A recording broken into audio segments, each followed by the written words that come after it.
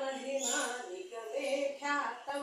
नाहं जाने तव महिमानं पाहि कृपामयि मामज्ञानं हरिपदपाद्यतरङ्गिणि गङ्गे किमपि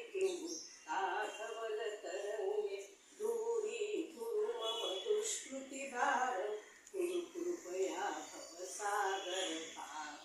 तव जलममलं येन निहीतं परमपदं खलु तेन गृहीतं मातरगङ्गे त्वय्यो भक्तः किलकं दृष्टं न यमः शक्तः पतितोद्धारिणि जाह्नवी गङ्गे खण्डितगिरिवरमण्डितगङ्गे विश्वजननि हे मुनिवरकन्ये पतितनिवारिणि त्रिभुवनगङ्गे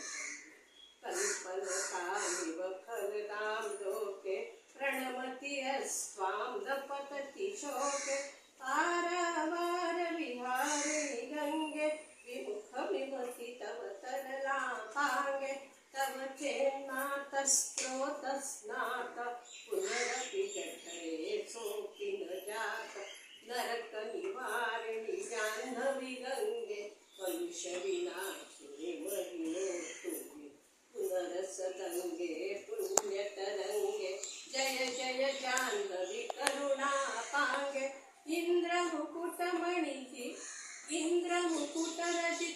इंद्रमुकुटमणिरजित चरणे सुखदे शुभदे वृत्यशरण्ये रोगं शोकं तापं पापं परमे भगवति कुमति कलापं त्रिभुवनसारे वसुधाहारे त्वमसि गतिर्नव खलु संसारे अलकानन्दे परमानन्दे कुरु करुणामयि कातरवन्दे तव तटनिकटे पश्य निवास यदुपैकुण्ठे तस्य निवास वरमिह नीरे कमठो मीन किं वा तीरे शरटः क्षीण अथवा स्वपचो मलिनः दीन तव दूरे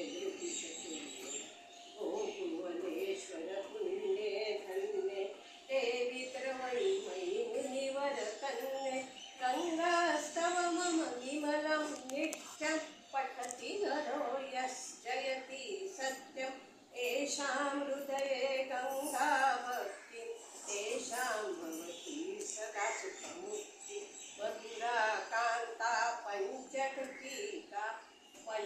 पञ्चटिकाभिः परमानन्द कवितललिताभिः गङ्गास्तोत्रमिदं भवसारं वाञ्छितफलदं विमलं सारं शङ्करसेवक शङ्कररचितं पठति सुखी स्तव इति च समाप्तं जय जय गङ्गे जय हर गङ्गे।